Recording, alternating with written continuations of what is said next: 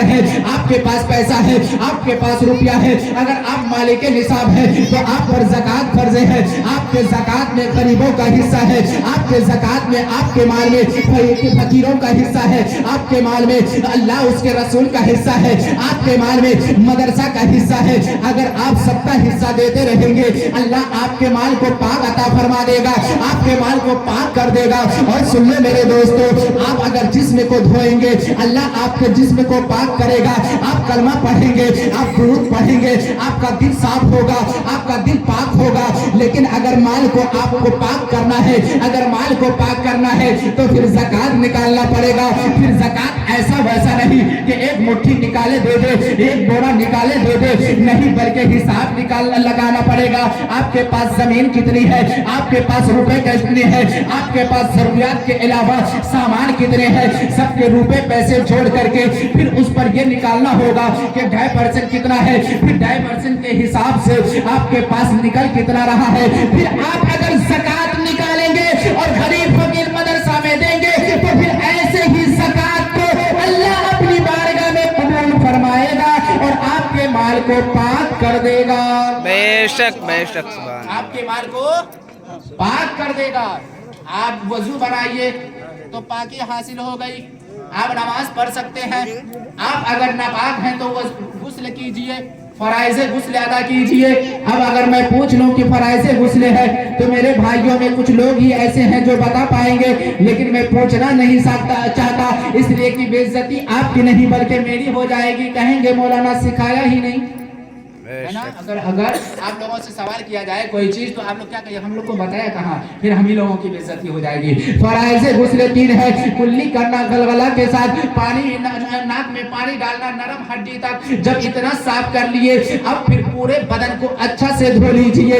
इसी को फराइज़े गुस्ल कह रहे हैं। जब आप फराइज़े गुस्ल अदा करने के साथ अगर आप नहा लिए तो आपका बदन पाक हो गया। लेकिन सिर्फ बदन का पाक कर लेना, दिल का पाक कर लेना इबादत नहीं है, बल्कि माल को भी पाक करना पड़ता है। इसलिए कि उसी माल से आप इलाज करेंगे, उसी माल से आप खाना खाएंगे, उसी माल से आप घर बनाएंगे, उसी माल से आप जरूरत पूरी करेंगे। अगर माल नापाक रहेगा, अगर आप घर बनाएंगे तो वो घर आपका जहन्नम का ईंधन बन जाएगा। अगर आप ज़कात नहीं देंगे और फिर उसी माल से आप अगर बीमारी का इलाज कराएंगे तो फिर लंबा समय लग जाएगा, काफी खर्च पड़ जाएगा। अगर आप ज़कात नहीं निकालेंगे फिर उसी माल से आप जमीन खरीदेंगे तो फिर किसी मुसीबत में फंस जाएंगे। लेकिन अगर मेरे दोस्तों, अगर आपने ज़कात निकाल दिया, आपने अल्लाह की बारगाह में ज़कात निकाल दिया तो आपका माल पाक हो गया और उस माल से आप जो जो कुछ अदा करेंगे अल्लाह ताला उसमें बरकत अता फरमाएगा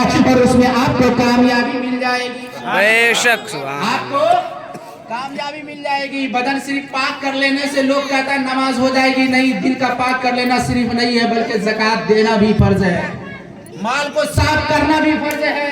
अगर माल नापाक रहा तो वो माल आपको जहन्नम का ईंधन। और सुन ले मेरे दोस्तों, अब अगर बात आ गई है तो एक हदीस सुन ले, कह दे सुभान अल्लाह, सुभान अल्लाह। सुन ले कि कल कयामत के दिन कोई इधर उधर भटकता होगा और उसका पीछा एक अजदहा सांप करता होगा। वो अजदहा सांप जिसके आंख से आग के शोले निकलते होंगे, जिसके दो दांत लोहे के होंगे, लोहे को आदमी का पीछा करता होगा और उसकी आवाज इस कदर गूंजेगी कि मैदान महशर कांप उठेगा और अल्लाह की बारगाह में अर्ज करेगा, ए मौला ये कैसी आवाज है जिसकी चीख से मैदान महशर कांप रहा है।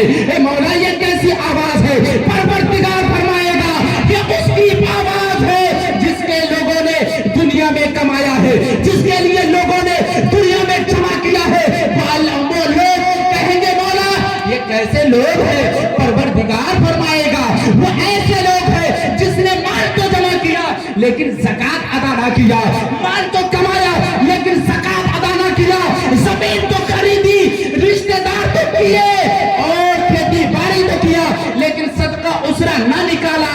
इसलिए अल्लाह ताला उसके माल को अजदहा सांप बना दिया है जिसके आंख से ये आग के शोले निकल रहे हैं, जिसके मुंह में ये लोहे के दांत लगे हुए हैं। मेरे दोस्तों, वो पीछा करता हुआ वो माल वालों के पास जाए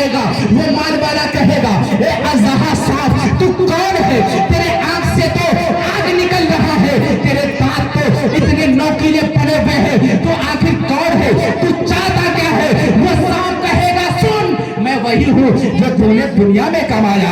सुन, मैं वही हूँ जो तूने दुनिया में जमा किया है। मैं तुम्हारा माल हूँ। वो आदमी कहेगा तू क्यों आया है? कहेगा मैं तुमको चबाने के लिए आया हूँ, मैं तुमको खाने के लिए आया हूँ। अल्लाहु अकबर कबीरा। ए मेरे दोस्तों, मैं आपसे कहना ये चाहता हूँ कि आप देखें, जिसको हमने पूरी जिंदगी तबाह कर दी माल को जमा करने के लिए, अपने खून पसीने को चला दिया माल को जमा करने के लिए, लेकिन कयामत के दिन वही माल आपका दुश्मन बन गया, वही माल आपका अजदहा सांप बन गया, आपको चबाने के लिए आ गया, आपको जहन्नम में ले जाने के लिए आ गया। तो ऐसा माल कमा करके क्या फायदा? इसीलिए ऐसा माल कमाए कि हम ज़कात भी दे, फितरा भी दे, सदका भी दे, अल्लाह की बारगाह में भी खर्च करे, मस्जिद में भी दे, मदरसा में भी दे, ताकि अल्लाह मेरे माल को अपनी बारगाह में कबूल करे और इस माल के कबूल करने की वजह से हमें जहन्नम नहीं बल्कि जन्नत का मुजदा सुना दे। सुभान